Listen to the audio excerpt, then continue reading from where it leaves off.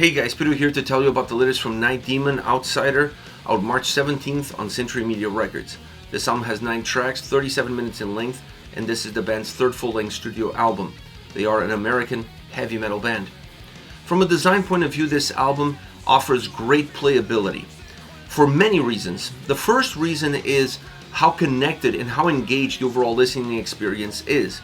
From the opening intro track that bleeds into the second song on the record, Outsider, to the last song on the album, you really enjoy the ebbs and flows and the different perspectives that the band offers you, song in and song out. The tracks are not extremely long, and therefore the record feels even shorter than what it is. And this also adds to the overall playability, because the album doesn't overburden the listener with unnecessary elements, with unnecessary interludes. This album is all about being to the point. It's all about staying focused. It's all about giving you a sense of progression, a sense of movement, but also connecting with the listener on each and every single song and taking you through this mini roller coaster ride across 9 tracks. So when you look at the design and when you look at the experience that the album gives you, everything is working together as one. This record has great individual songs, but when you put them together in the format of this album, you feel like you have an outstanding album all around. It just has the design that really enhances the experience of the individual tracks and of the overall album itself. Now, as far as the sound is concerned, I think a lot of people will look at this band and say that they are new wave of British heavy metal. I think just labeling them as such, it's a disservice to the band. Not to say that they don't have that sound, not to say that that's not one of their influences, but I really feel like this band is a lot more than just that. They're a heavy metal band. They also have doom elements. They also have classic elements in them. They also have new wave of British heavy metal elements in them. But I think the most important part comes from the sound experience and the production behind that sound experience. They're a band that's releasing an album that feels old school, that has a lot of old school elements, but a more modern touch to it. So it kind of walks the fine line between those two worlds. It's not completely a throwback record, but it's also not completely a modern sounding album. Finding that fine line and being able to walk it across 9 songs, it's really what's going to bring this album to life, and it's what's going to allow the soundscape and sound experience of this record to connect with the listeners. It's an album that's very rich, but not overly rich. It has texture to it, but not overly textured. It doesn't really overdo as far as layers is concerned. It keeps things very simple at the surface, allowing you to connect with the hooks and melodies, both musically and vocally, giving you a sense of purpose with every single song, allowing you to understand exactly what you're getting yourself into, and then enjoying the ride that every track puts forward. Very interesting album from that perspective, because it's an album that feels like it oversimplifies every single thing in order for the listener to get the most out of it. Now, within that sound experience, I talked about the mixing. I honestly feel the mixing and mastering of this record is extremely important in the outcome that the album gives and the perception that the album offers. But within that sound, drums, guitars, and bass really shine. All of them get their 15 minutes of fame, if you will. Starting off with the bass, I have to say I love the sound on this record. A lot of the songs that had a little bit of a darker, melancholic, I would go as far as to even say doomier vibe, the bass plays an important aspect in that experience, in that sound, and the atmosphere that it creates within the tracks. So it's an album that uses the bass extremely well on every single song, knowing how to get the most out of the sound, out of the experience, and the impact of that sound and experience onto the listener. It helps define a little bit of the shape of the tracks. It helps define the momentums of the songs, and it helps separate the more up-tempo tracks with the more mid-tempo songs, lower-tempo songs that sometimes dive into that darker abyss that just feels so comfortable. Now, as far as the drums are concerned, I like the fact that this album has a wide approach when it comes to the drum sound. It's not thick all the times, and it's not splashy all the times. It feels a little bit more of a hybrid approach. You understand and you can tell how textured the drums are, how much substance they have in them, but at the same time that you're feeling that substance, at the same time that you're feeling like the drums are helping give this record a foundation, it's helping give this record a solid base.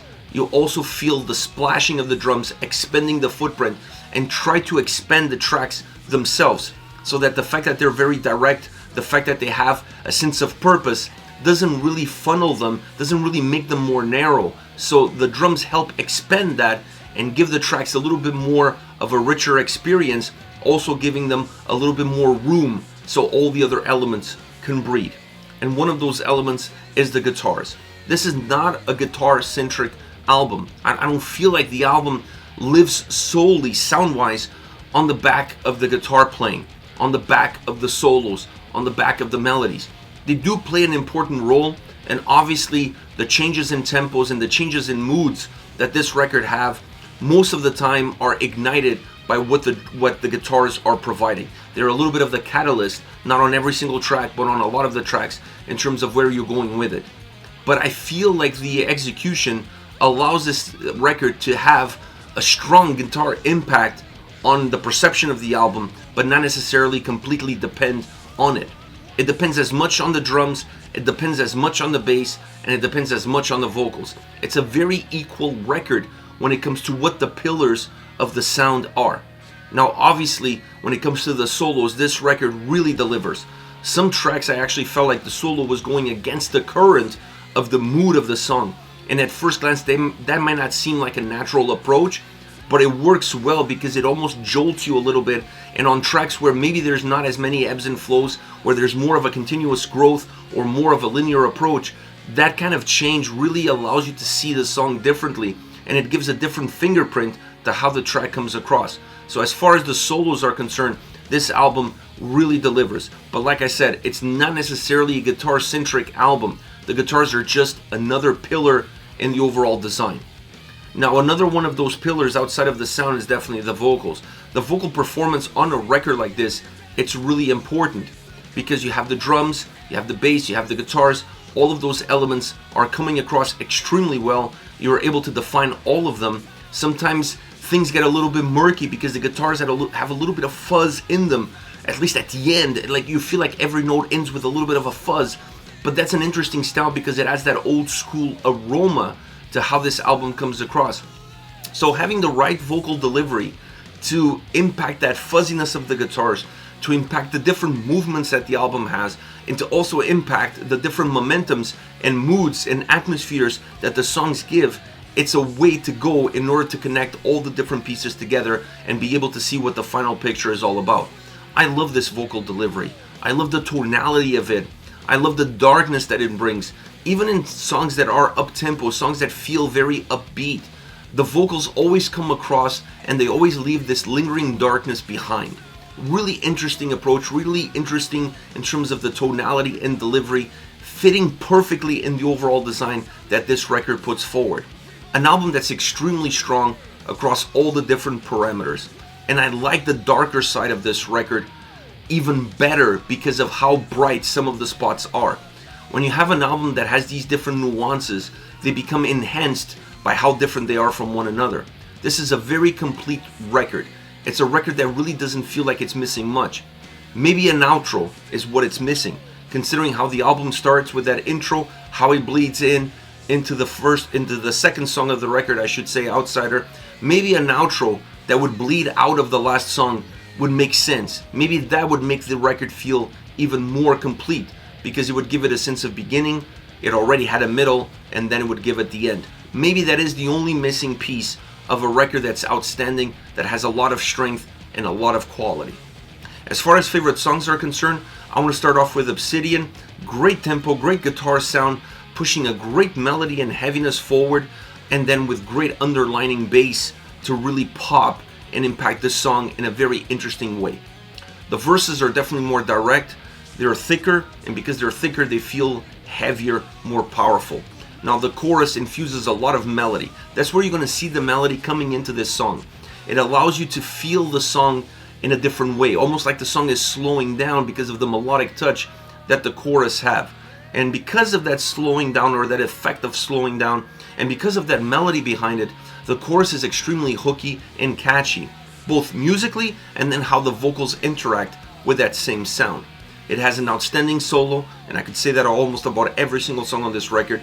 A solo that has a lot of life, that has a lot of energy, and allows the vocals and guitars both on this specific track to be more of the pillar. Everything else is there to hold that foundation together.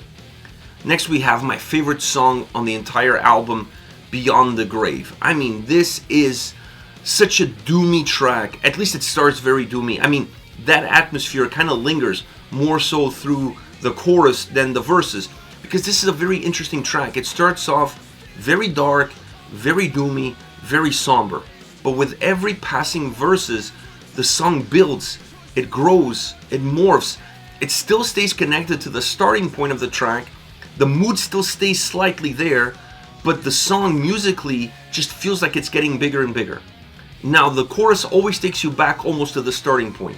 I think the chorus is one of the most, perhaps the most doom-driven portion of the entire track outside of the opening. So when you have a song that musically grows, evolves, becomes bigger, even brighter, I would say, but then it brings you back to that chorus that connects with the opening of the track, you just have an incredibly well-defined experience from start to finish. Not a roller coaster ride, but a song that grows, that takes you somewhere, that looks for that climax at the end. The chorus is the glue that holds this song together, and it is what allows the track to have such a different approach at the start and such a different approach at the end. There's still a sense of going full circle. It doesn't completely go full circle. It uses different elements at the beginning and at the end to provide a sense of darkness. But as far as the mood and atmosphere is concerned, then it starts exactly as it ends. Last but definitely not least, we have Awake.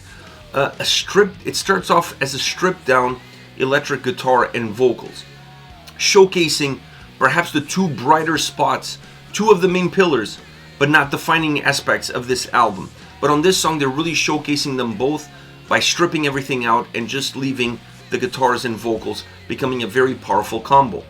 It bringing almost a little bit of a blues sound, a blues mood, just a heavier version of blues, if you will. Now, the fuzziness of the guitars, it's really important on this track because it adds and it helps shape the atmosphere, allowing the song to have this burst of experience, becoming bigger, brighter, adding vocal layers to the existing vocals, allowing the vocals to also become bigger and brighter, makes the song more explosive all around and allows the track to feel more balanced all around as well. It's an interesting song in terms of how it evolves sound-wise, but it's also an interesting song in terms of how it evolves vocally. It starts off very stripped down, it doesn't finish off in that way. Another song that offers a sense of progression, that offers a sense of growth, but unlike Beyond the Grave, it has a much different ending than where it started. There was a journey there, there was a path, and the finish line was not necessarily where the race started. So I like this approach, I like this experience, taking some elements from Beyond the Grave in terms of the execution of the song, in terms of the style and structure, but then offering a much different look at how you can construct things with the same ingredients, but a very different recipe. This is it. Night Demon, Outsider, out March 17th on Century Media Records. Let me know your thoughts on the band, on the singles. Use the comment section below. I'll be reading those and getting back to you. Take care, guys.